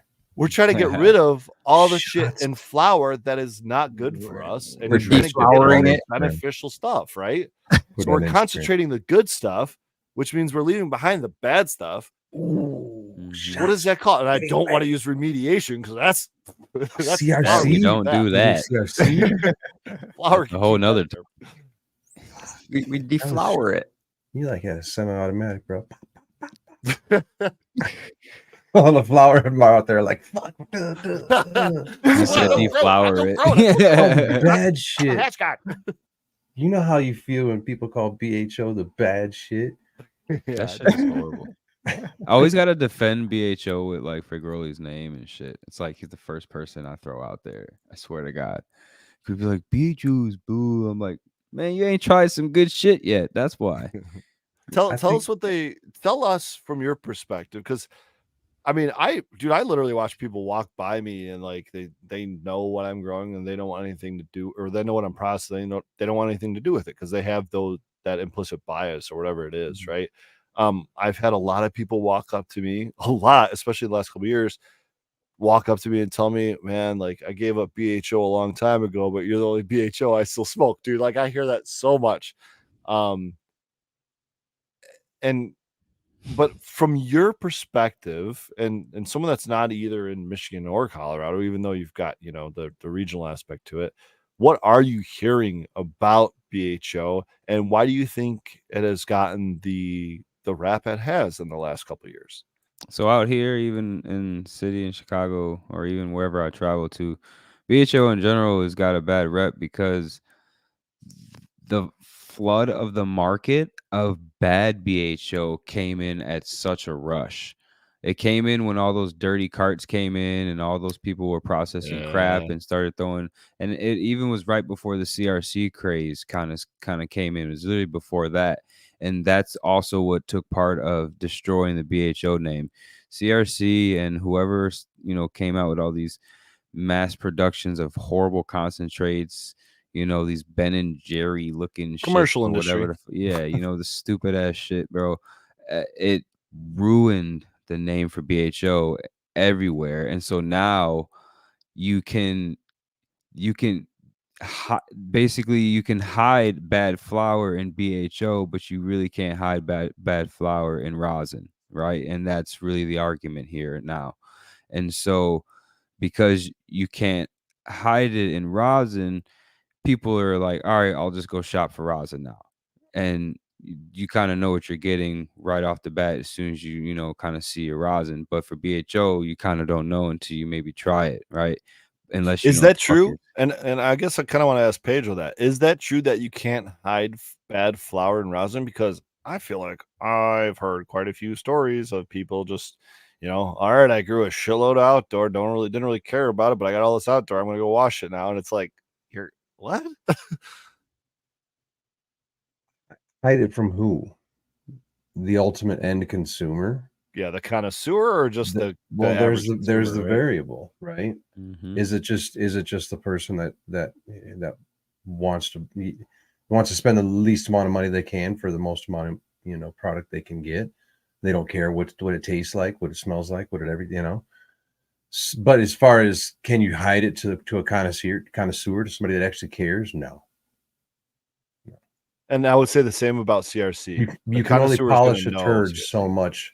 Exactly. It's still a turd. Exactly, dude. And we're actually also You get our pretty age turd. category. Our age is kind of higher than the age gap that allows cannabis in. Cannabis is now allowed in either at 18 and 21 in most states. I think 21 here. And those young people don't know what the fuck they're buying. So they're also ruining kind of the market influx of what should be purchased, what people think, and they're kind of Yeah. looking at fads and videos and kind of following that and kind of riding in that And wave it's the and right adding cost to it. point for their age. And Mhm. yeah, They I can mean, buy bad shit and maybe not understand, but we know the great stuff. So Right. we are going to buy great stuff. They don't know. So they, off the bat, you won't see the younger crowd, definitely, probably because they're starting to get wind that it's only rosin should be smoked right now. And that's the fad right now. But I think that's going to die out again, you know? Yeah, it's just like, why is McDonald's still in fucking business? You know, it's the same fucking thing. You know, I even said this a couple weeks ago. I talked to my sister, who's still going to a dispensary. Talked to my sister the other day, and I said, "Well, what do you spend down there?" She goes, "I don't know. We're like the $10-15 a gram, you know." And I'm just like, which indicates that she's price shopping, Yeah. you know, at a dispensary, and for concentrates, you know, which It's on a budget. yeah, But see, I guess there's the thing though. There should be a category for everyone's budget. Now there's Yep. bad BHO. If you're trying to spend $10 on a gram, 15, maybe that's the bad stuff. But if you're spending more like 25, 30, maybe, you know, in some places in my city, more like 40, 45, or even BHO still, you know, it's going to be better on the higher end, right? And then rosin prices are kind of like 60 and up around here, you know. That's And kind of like here's a maybe lot of the unseen, and it goes for both BHO and rosin, really any kind of hash. What went into that plant? It's kind of like you are what you eat, right? Mhm. And I do want to get to that, Professor, still. But what you're putting into your system, whether you're inhaling it, ingesting it, or what have you, that matters. And putting residual solvents and things like that aside, like how was the plant grown? I mean, were pesticides used on it? Because that might show up in lab testing, that might not, right? Like what kind of nutrients? What was the plant? Was it 6 weeks? Was it 9 weeks? Like there's so many of those variables that go into it that you're not really going to know on the other end by just looking at it or even by smelling it. And so you might be smoking more. I hate to say this shit, but like to even put this thought out there, but like it is the case, especially with the vitamin E acetate stuff, with those dirty disty pens and stuff were introduced to the market. You could potentially be smoking more poison than you are medicine. And as someone that's trying to craft a decontaminated, concentrated medicine, to have to sit here and compete against someone that's, you know, trying to lie, just flat out lie to someone about what they're putting on the market, it's tough, you know, and it's frustrating, it's tough, but it's like there's no real checks on that. Even in the license market, there's no real checks on shit like the willow and these things that are decontaminating or remediating, you know, flour, and who knows where it goes from that point. There's, as far as I'm aware, there's not any labeling laws there yet, you know. So it just, you know, it's one of those things where it's like know your grower is almost more important than know your processor, I would say. I guess you could trust your processor that they're getting good quality material and stuff too, but that's why Yeah. I prefer single source, I guess. I actually heard a buddy of mine earlier, and I'm just gonna call him out here in chat. I won't tell you guys who he was unless he points himself out. But he told me for that exact same reason he only buys flour from a dispensary now, and I was like, "Ooh, that just hurts me," you know, because it should be the completely other way around. It Opposite. should be the know your grower type deal, because you definitely don't know your grower when you're buying from a dispensary. Support You're local. just trusting that what they tell you is true.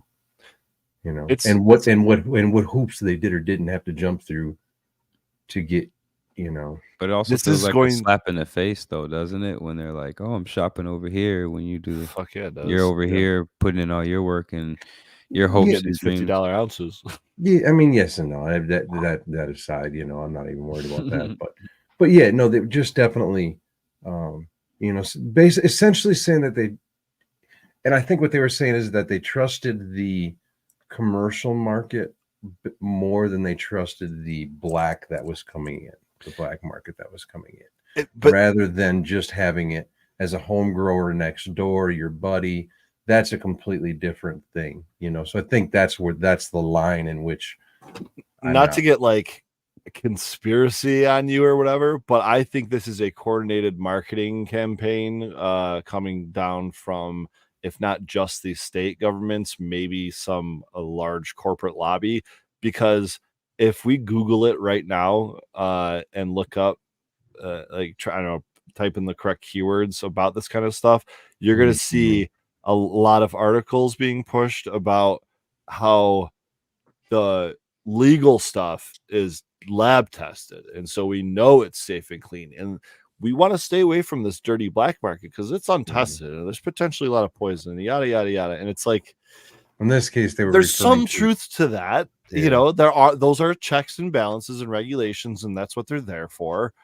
But that doesn't immediately mean anyone outside of that is completely wrong and doing it poorly. Like, it's not a apples and oranges thing. It's a zero-sum game, you know.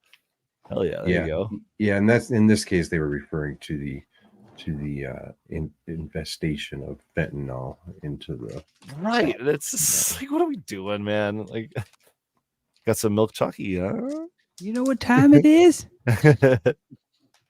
I miss, you know, here's the thing right here now. I always loved taking my caps, right? I love taking my caps. But like right now, I'm jealous of y'all. I'm jealous of both of y'all having edibles, because that would be the shit. So I love my caps because they're just convenient, and they're you know, they're convenient as fuck, just being able to swallow caps. But I don't have no chocolate around me right now, and that makes me I know, I want some chocolate too. It's so good. I forgot I had those until you busted them out. It's like straight flour too. It's so yummy. You know, it makes me think that when you guys were talking about the BHO and the low price and people just price shopping, you know, I there potentially would be better if there was more of a tiered product, more than there even is now. You know, because there are things that people can do in the commercial market to tier their product.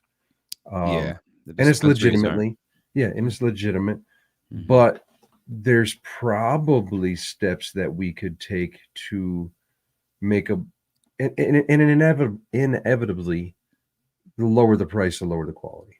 Just is what it is. And not necessarily the lower the quality as in the more additives, the more this and the more that. It just might be the less, not as many terps, not as many cannabinoids, maybe not as much, you know, THC, THCA, depending on how it's pressed. Yeah, I feel like their restrictions aren't allowing them to make it better. No, you can definitely, it's more you investors.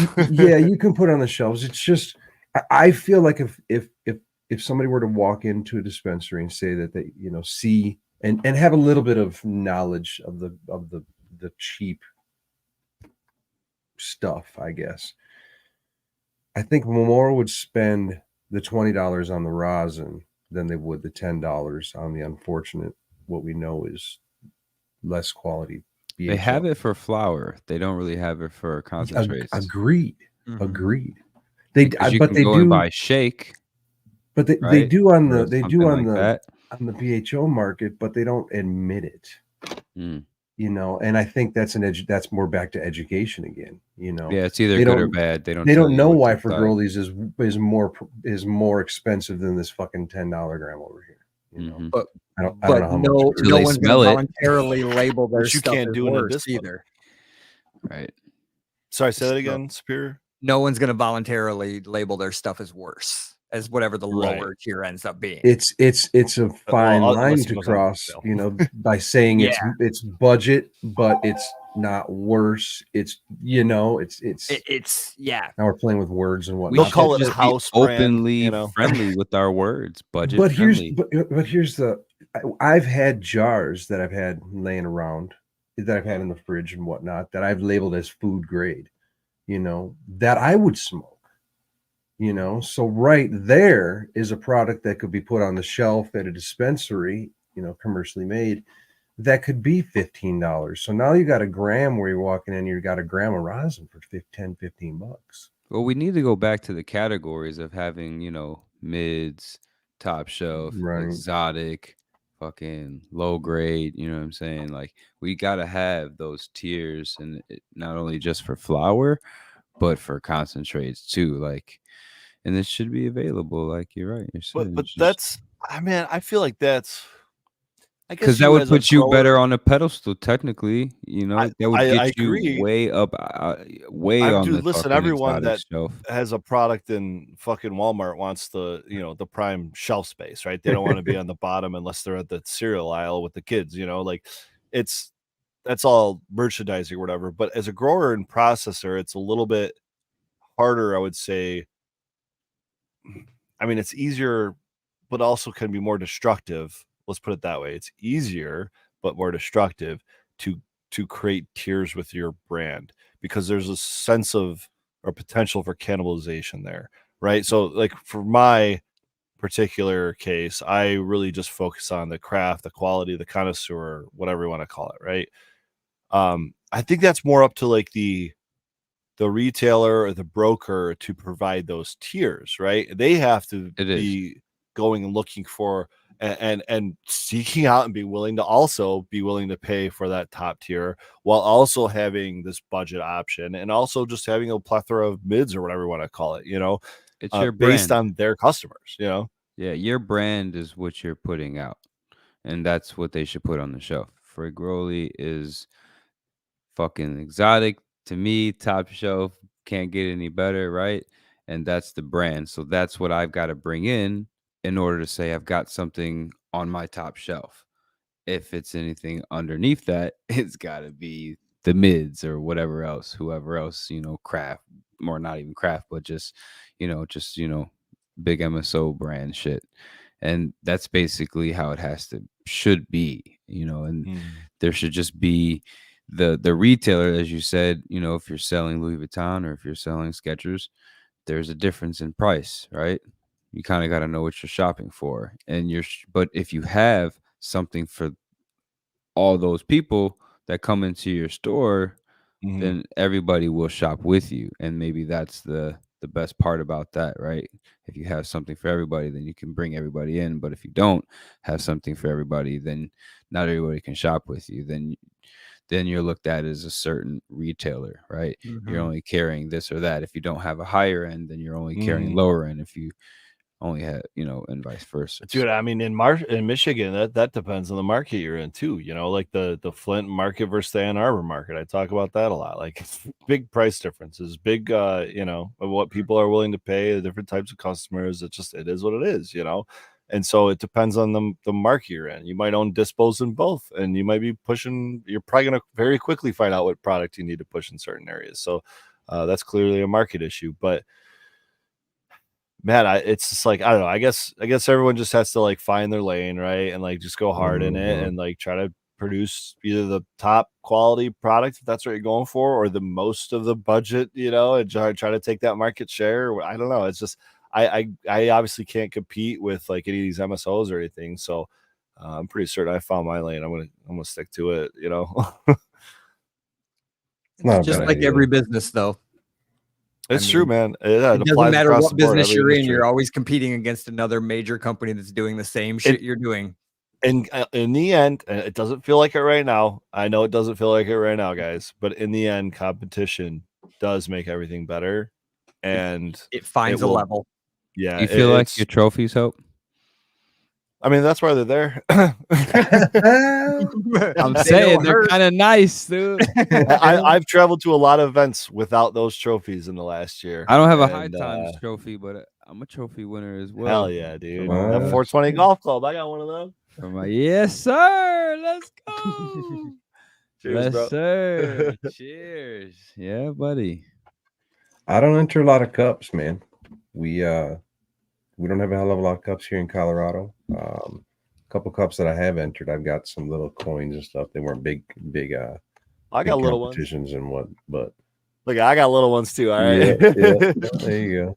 I was just looking for a little validation. After that, I was like, I knew what the fuck I was doing. I ain't really anymore. Dude, it's nice. It's nice. And it's like for years, I was like, I'm not doing competitions. It's a waste of money. I don't need to do it. And then a sponsor came along and said, hey, well, why don't we both put our names on it? I know what you got. I'm willing to pay for it. Like, let's just do it. Well, that's what happened. We started entering cups, and that's what happened.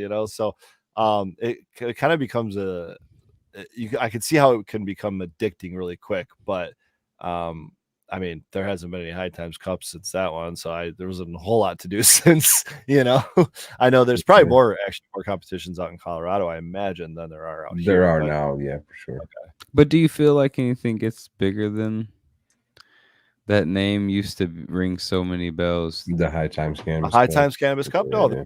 there's no bigger award in the world in cannabis still. No, agreed. There's starting to become some bigger names, in the specifically me. I know There you go, because I'm man. in it. Oh, I've never seen this photo. I was there. that's so cool. Dude, you gotta send these my way, bro. I actually got about just 10 from when you accepted it. dude, please send them to me if you don't mind. I had no idea those existed. Jesse Fat, shout out Jesse Fats. I hope I'm saying that word or his last name correctly. FAATZ, I think. So cool. On Instagram. He was the High Times Cannabis Cup photographer for years and years. And he sent me a couple photos from that day, and I was very appreciative. And I hit him up recently because I can't find those photos, or at least the digital copies. And so I think he sent them to me on Instagram. And of course, over the years you lose Instagram profiles, so you just lose stuff. But I hit him up recently. I hope Red and Becca, if you're still in chat, it's maybe someone from MBGS, Spartan. What's that bluegrass band or whatever that everyone's so hard about now? Like, oh, please, someone help me. They'll get to it in chat. But he is, I guess I could probably just look it up on Instagram. Yeah, Billy Strings. He's now the tour photographer for Billy Strings. I'm like, this dude ain't got no time for me anymore. He's crushing it. He's just still crushing it. But I thought that was super cool because everyone and our community has been talking about Billy Strings, going to these Billy Strings concerts for the last year. He was even at the local DTE or whatever that he played up here 6-7 years ago at the little bar that you went to. Up there. Yeah, that's awesome. That's awesome. There's some people here in town that are good friends with him. Nice. Okay. But yeah, so he's touring. He's huge artist and all this stuff. And this photographer I know from the High Times days is now his tour photographer. So I thought that was really cool. But shout out Jesse. Hopefully you get back to me. I'd love to. I was there that year with a lighting company. We were walking around. Oh no shit. And then the lighting rep, and they no longer are in LED lighting game. They come and go pretty quick, man. Lighting companies there, especially in the early days. Yeah. Shout out GML, man. He's still there. He's crushing it and just continuing to innovate. He released some new bars lately. I don't know if Spartan can tell us about them. We'll have to have him back on. I forgot what I was saying once you showed that picture. I apologize for the first 30-45 seconds. I was trying to think very hardly, but then I realized I literally have a notepad up on my second monitor because I will not remember shit. That's short-term memory loss, guys. It's a side effect of the medication, bro. It really is. My body's telling me that the edible I just ate is somewhat starting to have some. What is your single? So I've noticed more so very recently that people have different limits. So like the buddy I've talked about, Heady Boy, who's been on we've had him on here to stream before. We can smoke all day long, both of us back and forth, no big deal. But myself, I can take a good 1,000-1,200 milligrams and be okay, and he can't even take 10 milligrams much anymore. So there's seems to be a big difference, and obviously there's a tolerance level in there, whatnot. But what is your dosage, whether it be typical or high or whatnot of edibles? I mean, so it just depends on what I'm trying to do. Yep, agreed. We're trying to party, trying to go hard. Just give me a 3,000 bar. So if you'll go 3,000. Yeah, why not? I got the energy. I'll probably go to sleep if I got 3,000. But yeah, if I'm drinking a bunch of. But look, it depends on the time of day, right? If I do that shit right now, I'll go right to bed. Yeah, exactly. And there's just no way. My and body. We'll see you on Monday. I normally, I don't know if you guys know, but I wake up at 3 a.m. every day. I saw that this morning. Was watching your stories. Was like every day, bro. He posts day. that 4:20 a.m. post every single day. Just to show you guys see it. I'm on my shit. I'm about it. I'm about being on time. And it's about taking a timely dab too. I gotta time that dab out perfectly every fucking day so that bitch is ready to go by 4:20. That is so. That's some good discipline, man. It's these little things, you know what I'm saying? So, but yeah, I mean, I could take a lot of, my tolerance is pretty high, but at night it gets harder to take more than normal. I mean, I could feel something off of 100 milligrams though. I could feel something off of 20 milligrams. I could feel something off maybe 10, but probably not. It probably won't do anything. Like, it's not gonna be like. You might just be like, oh yeah, I did take an edible. I could go to the gym off of probably anything under 50, because anything over 100 to me is like, I don't want to work out on that shit. I just want to like do other work. Like, I don't like being too muscular high at the gym with the edible. So I can't take very high doses on edibles at the gym. Love it. It puts me in this like.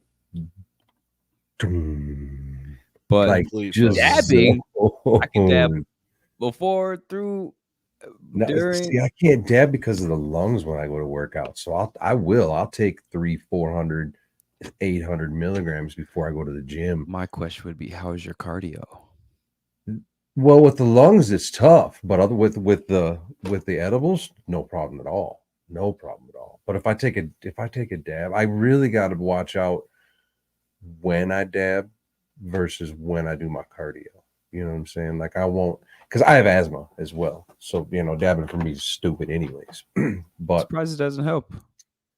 Well, it does have its, what do they call it? The decongestion, not the decongestion, expectorant value to it, bronchial dilator. Right, yeah, the dial. But no, not all the time, especially when I take certain dabs. Terpy dabs. There's different variables of half-gram terpy dabs. Yeah, there's different variables of asthma, because I used to have asthma when I was younger. So I used to be a heavier guy. My heaviest point was 300 pounds. Oh, damn. And so, yeah, I used to have asthma at one point, but I do like extreme, high intensity cardio. I'm like boxing and things like that. And I feel like I don't have those issues anymore because I pushed my lungs to a place where they are forced to just be fucking great. I wish I could do that, I guess. I guess there's just different variables of asthma. I was gonna say there's different types of asthma too, right? Like my brother had types for sure. Oh, I can't remember the type of asthma, but it was just like if he's going hard, then he starts experiencing issues. So it's like he's a limit to how hard he can go. Otherwise, he's gonna start experiencing those asthma symptoms, right?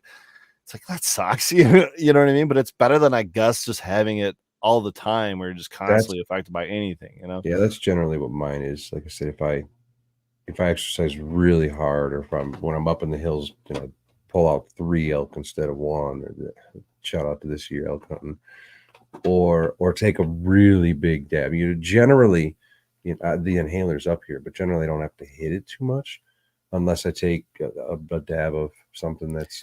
Have you been taking your inhaler since you were a kid? Yeah. My grandmother fucking smoked cigarettes in the house since I was 8 years old. because I They guess didn't know any difference back then. They didn't I'm know assuming I grew out of mine and I stopped taking the inhaler at some point, and so maybe I don't know if that's a thing. You either grow out of it or you adapt out of it. I don't know how that really works. no idea. You know No what I'm idea. saying? But yeah, but back to like what I was saying, man. With edibles, I can way go to the gym on like 700-800 milligrams and just I should try it. I don't think I could You do lift heavy lifting. though? Yeah, I could That's- just yeah. I could do cardio for hours. No. Yeah, I could do smoking, cardio, but- but I cannot do Cardio- heavy I'm the same lifting. boat. bro. Cardio, you really got to push yourself into it. It's like once you get to that 10-minute mark, then you're like, all right, let's go. But with the heavy lifting and whatnot, yeah, absolutely. Not No, see, I think weed makes 1 minute feel the same as 10 minute, feel the same as 30 minute, feel the same as 2 hours. Like it's just like I don't know, I'm on a bike ride, you know, like Depending you're on- doing yeah, cardio, depending- right? Yeah, you get But to like lift weightlifting, an it's album. like I got It's drag, 275 dude. Yeah, pounds. Come on, dude. please help. 3 fucking 100-pound squat, No, I just- no sir. It's all about the zone to me when I get. We even talk about I it guess when I'll I'm at try work. it. Shit. Once I start working, I can't there's no slowed. You know what it slowing is? down I'm speed. picky on my fuel before the gym. I suppose. And yeah, I'm very picky. Fire in, on my fire out, fuel. bro. Yeah, right. Yeah, well, I don't want to put a piece of chocolate in. I know. No, Well, that's why I like. sugar. That's what I was saying, bro. And I'd have to take a shit ton of chocolate to fucking I get. mean, it's what is it? 5 milligrams per gram of chocolate or something? It's not, or 10 or 10 to 1 or something. I don't know. It's One like of these caps is What is it? 300, 100? 350 milligrams. I'd have to take like 5 of these bags. yeah, it's I know, right? That's a lot of much that's is a whole this thing? chocolate bar. Yeah, like a whole big ass chocolate bar. Yeah, that'd be a lot. If this was a little bit more, if you had more if I had it more concentrated, which I do, I got some other edibles. No, I could try. Pedro's right. I think the capsule, like that type, that delivery method, maybe like 30 minutes before you land at the gym would be. Yeah, that would definitely probably be. I guess it's how I would have to consume it. Those Professor, do you remember the first time you ever smoked weed, and can you share that with us? First time I ever smoked weed was in college. Oh boy, this motherfucker tricked me, dude. Uh-oh. So there's a bunch of guys downstairs. I was at Southern Illinois, and I was really against smoking and I was one of those dare kids, you know what I'm saying? And so like I just was like, man, smoking's not good for you. I seen a buddy of mine smoking, and then like one of the guys on the floor was like, man, I ain't never done it before either. We should try it together. And he was cool as fuck, man. You know, he you know, I'm not gonna lie, you know, being around guys for me is something important, you know what I'm saying? I don't have a dad, so like when you find people who are like brothers and shit, you like really kind of latch on, especially when you're away at college. And this dude to me was like one of those guys who I was like, you know, really trying to trust. Fucker. Still trust him to this day, Rodney. Shout out to Rodney. But he fucking he took me downstairs, and there were some guys down there smoking, and one of the guys was from school, blah blah blah. Long story short, I started smoking with them at that moment, and I remember inhaling the weed, and the first thing I remember is the sound of my voice changed. And I could hear myself sound different.